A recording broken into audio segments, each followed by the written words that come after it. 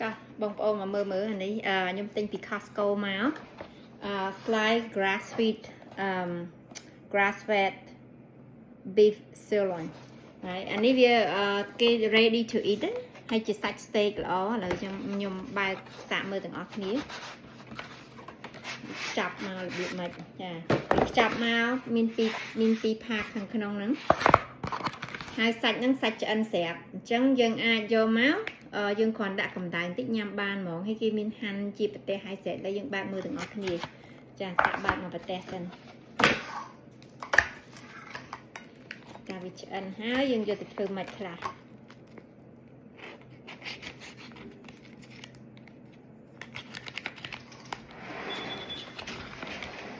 អូ juicy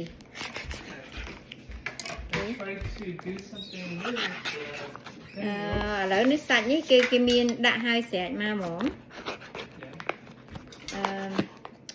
នេះវាមានប្រទេសវាអញ្ចេះហ្មងតោះឥឡូវបងប្អូនយើងបើកអានឹងរួចហើយឥឡូវខ្ញុំចាក់វាដូរចានចាវាមានទាំងទឹកមកអីទាំងអស់មួយព្រែអញ្ចឹងឥឡូវយើងដាក់ចូលមកក្នុងនេះណាទឹកសោសទៅពេលហ្នឹងចាក់ទៅលើណាហើយនេះយើងអាចយកគ្រាន់តែត្រឹមដាក់ microwave ក៏បានដែរវាអាំងនៅពណ៌រៀង pink ចាពណ៌រៀងនៅផ្កាឈូកប៉ុន្តែអត់មានឈាមអីអាឡែកអីគឺថាមើលទៅតំណងឆ្ងាញ់ដែរវាឆ្អិនហើយគ្រាន់តែថាយើងកណ្ដៅឲ្យវារៀងក្តៅបន្តិចចាដាក់ microwave ក៏បានដែរមិនបាច់អាំងមិនបាច់ដាក់ខ្ទះទេបើបងប្អូនចូលចិត្តក្រៀមតើទៅដាក់ក្នុងខ្ទះចៀនវាថែមអាសាទៀតប៉ុន្តែកូនខ្ញុំក៏ចូលចិត្តញ៉ាំនៅប៉ុណ្្នឹងហើយគ្រាន់ដាក់កម្ដៅឲ្យរៀងសាច់ក្តៅឡើងវិញបន្តិចណាចាដាក់ microwave ផែ1នាទី2នាទីអីទៅបានហើយនេះល្មមញ៉ាំហើយចាវាពណ៌ផ្កាឈូកមែនតែវាអត់មាន